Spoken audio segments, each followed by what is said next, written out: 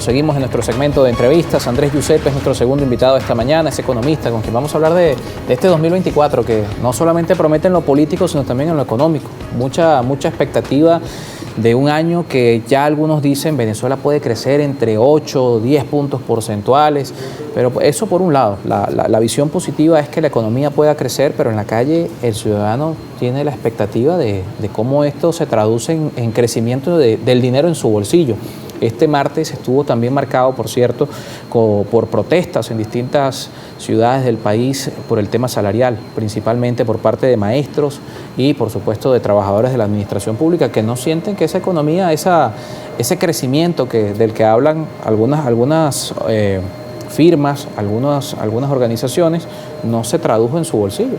Sí, bueno, gracias por la invitación. Claro, evidentemente que hay crecimiento y todo el mundo sabe por la reactivación de la industria petrolera. Eso hay que decirlo siempre, ¿ves? El crecimiento de la economía venezolana es gracias al sector petrolero, producto de la serie de levantamientos de sanciones, los acuerdos que está llegando el gobierno nacional con el gobierno de Estados Unidos, que han flexibilizado, ¿no? Y eso ha permitido, en cierta forma, aumentar la producción petrolera. El año pasado aumentó casi 110.000, 120.000 barriles de petróleo. Cerró casi en 800.000. Sí, casi 800, 790.000 barriles de petróleo. Eso son ingresos, mira, por cada 100.000 barriles de petróleo al precio de $60 más o menos, eso significa en el Producto Interno Bruto más o menos unos 3.000 millones de dólares. Entonces, eso fue más o menos que aumentó. Si el Producto Interno Bruto de Venezuela se estima en 97.000 millones de dólares, entonces eso fue lo que creció, 3%. Algunos dicen que crecimos 3%, otros 2,5%. Lo importante es que el crecimiento económico es producto de la reactivación de la industria petrolera, que es algo que siempre ha ocurrido, pues. Claro. La industria petrolera es el motor fundamental de la economía venezolana. En el Producto Interno Bruto, de los 5 componentes, las exportaciones petroleras representan el 95%, es decir, motor de apalancamiento. Eso representa ingresos fiscales para el país y en cierta forma le genera un colchón al Estado para inyectarlo a la economía. El tema es después, ¿qué pasa con esos ingresos?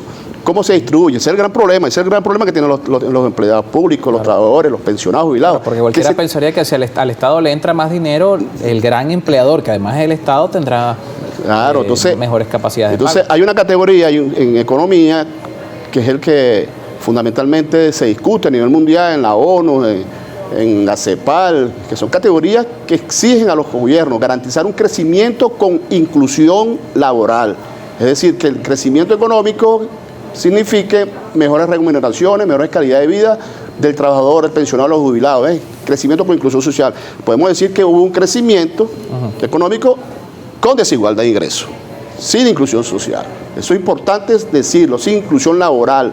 No se mejoraron los beneficios de los trabajadores como lo manda la Constitución. Recuérdense que aquí la gente está protestando es por algo, simplemente, ¿ves? Que se respeta la Constitución, artículo 91 de la Constitución, que el salario mínimo vital sea a nivel de la canasta básica. Hoy día, los bonos de guerra, los bonos de Zetatique, para el salario que está por ahí por $4 más o menos, eso representa bolívares. Sí, pero el tipo de cambio son $74 más o menos. Hace unos días un diputado dijo que había un aumento salarial. Acá no hubo aumento salarial Yo creo que se equivocó, sí, el diputado que es presidente, ese no es cualquier diputado. Claro, es presidente de la Comisión de Finanzas. De Finanzas y es vicepresidente de PSUV de Finanzas. Dijo que había un aumento salarial. Lo que hubo fue un incremento de los bonos y que gracias a una lucha histórica, para que sepan, de muchos sindicatos, mucha gente intelectuales, académicos, que hemos estado 5 años más o menos insistiendo en indexación salarial, fue que el gobierno logró indexar por lo menos los bonos. Y gracias a eso, bueno, la gente, los $70 permanecieron en el tiempo, Hubo una inflación, eso hay que decirlo, hubo crecimiento económico, pero también creció la inflación. ¿Ves? Es decir, la inflación 197%, no es que, como lo están diciendo por ahí, disminuyó la inflación de 230 puntos a 197 puntos. Es la inflación más alta del planeta, es una inflación alta. También hubo un incremento de lo que se llama la liquidez monetaria. También hubo la devaluación de la moneda, si bien es cierto, perdió su ritmo de crecimiento, la devaluación fue 60%. En comparación al año anterior, que fueron más o menos 220%. Pero devaluación es devaluación, significa que te estás empobreciendo igualmente. Eso te afecta a la inflación. Entonces son elementos. Cada bolívar compra menos. Claro, cada bolívar. Es decir, el salario se va deprimiendo cada vez más.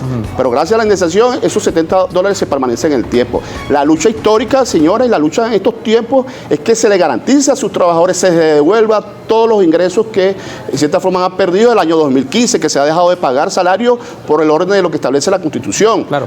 Eso es una lucha histórica, ¿no? Nos toca hacer una pausa y de regreso hablamos de eso, porque hemos vuelto a una época que algunos cuestionaron en su momento, que tenía que ver con la bonificación de los ingresos. Claro. Hoy nuevamente Venezuela está en esta situación y parece complejo salir de ese camino, porque hay una serie de incidencias que tendría un aumento salarial. No se reduce solamente al número, se reduce a lo que viene detrás de ese monto que se pueda fijar de salario mínimo. Hacemos una pausa y seguimos conversando de esto con nuestro invitado.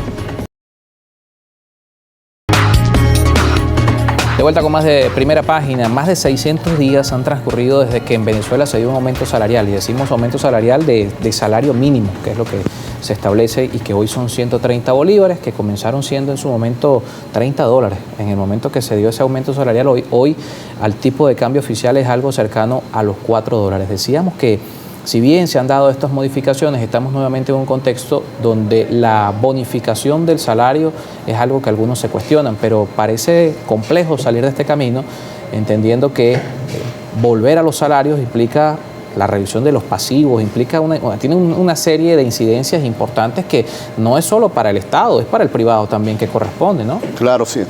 Fíjate, ahí para poder recuperarle el salario a la gente, para cumplir con la Constitución, ojo, para devolverle el artículo 91 de la Constitución a todos los venezolanos, porque todos los gobiernos que llegan, señores, levantan la mano en el Congreso y dicen, juro cumplir con la Constitución. Hoy día el artículo 91 no se ha cumplido, es más, del año 2015 se está pagando por debajo del salario mínimo a todos los trabajadores de Venezuela. Eso tiene que ser un pacto social, no un pacto político. Porque ¿quiénes son, en cierta forma, quiénes fueron los que ocasionaron esta desgracia que están viendo los trabajadores pensionados y jubilados militares?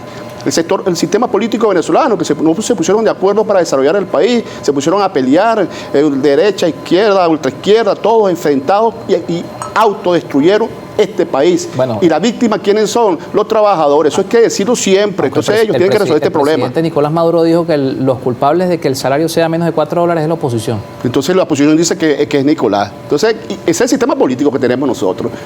Todo el mundo se echa la culpa, pero nadie asume responsabilidades. Este momento es de pacto, señores. Estamos en un año electoral. Aquí hay que acordar cómo aumentar el salario, devolverle todo lo que está pendiente con los trabajadores. Mira, ¿cómo se hace? Primero tú tienes que dejar de liquidar, eso hay que decirlo con propiedad, dejar de liquidar los dólares petroleros que son de todos los 30 millones de habitantes de Venezuela. Cada vez que tú vendes un barril de petróleo, lo liquidas en el mercado internacional, ese ingreso es de todos los venezolanos. Eso no lo puede agarrar inmediatamente al Banco Central y dárselo ahí a un grupo de amigos, empresarios, y toma, agarra allí para que importe e inunden en la economía de la riqueza nacional. Mira, aquí hay modelos de países productores de petróleo. Pero esa ha sido la medida para estabilizar el tipo de cambio. No, pero es que si se deja de hacer, entonces se dispara. No. Aquí no se ha estabilizado ninguna medida de tipo de cambio. Aquí hay una devaluación del 60%. Aquí la inflación... Pero comparado con los años anteriores, hay una variación distinta. No, la inflación es alta, 197%, nomás bajó 10 puntos. Aquí el poder adquisitivo de trabajadores, no es que la gente está feliz allí, no estoy feliz porque la evaluación fue 60%. No vale, hay que decir la verdad a la gente. El tema aquí es que los pocos ingresos petroleros los estás liquidando del mercado de importación. Llega el ingreso petrolero, que es de todos los venezolanos, inmediatamente se lo da a un grupo ahí de privilegiados para que traiga carros, juguetes, relojes, inunde los anaqueles ¿Y qué pasa con el sector nacional? ¿Y qué pasa con el crédito para los trabajadores? ¿Qué pasa con el salario de los trabajadores? ¿De dónde vas a sacar la plata? Es del petróleo. Ajá, pero tú tienes que aumentar las reservas internacionales. Ya tenemos casi 5 años con las reservas internacionales, 9.700 millones. Y todo el petróleo que has vendido, lo que hay más en importación. Ese es el sistema perverso histórico que la izquierda luchó contra la Cuarta República para montarse y garantizar que esos ingresos petroleros se inviertan en el país, aumenten las reservas internacionales, después aumentas la liquidez monetaria, y con la liquidez monetaria nacional es que tú vas a crédito, vas a aumentar salario y vas a garantizar el desarrollo. Actualmente estás liquidando nuestra riqueza de todos los 30 millones de venezolanos para un grupo de importadores, y eso es una perversión que hay que detenerlo. Hoy tenemos, a diferencia de otros años, hoy tenemos un país que no produce dólares, es un país que los dólares que se producen vienen del petróleo. Bueno, entonces tú me estás dando la razón. No le estoy dando la razón. Claro, estoy diciendo que la oferta de dólares hoy está reducida buena parte a lo que puede conseguir el Estado a través de la industria petrolera. Mira, yo te voy a poner este ejemplo, que ya lo vimos. Cuando fue la pandemia, cuando la producción petrolera llegó a 150.000 barriles en el año 2019-2020, el país no murió Aquí la gente, el país se reactivó, aquí mira, aquí se reactivó el turismo local, los full day, aquí la gente se reinventó y generaron los delivery, aquí la gente se innovó y montaron puntos de negocio. Aquí el país tiene para hacer dinero sin petróleo y aquí el país se impulsó sin los recursos petroleros. Los recursos petroleros están aumentando desde a partir de hace 1 año y medio con el levantamiento de algunas sanciones y la reactivación que tiene a través de la Chevron y otras extranacionales allí. Pero el país, que la son economía, dólares que también terminan en esa mesa de cambio. Claro.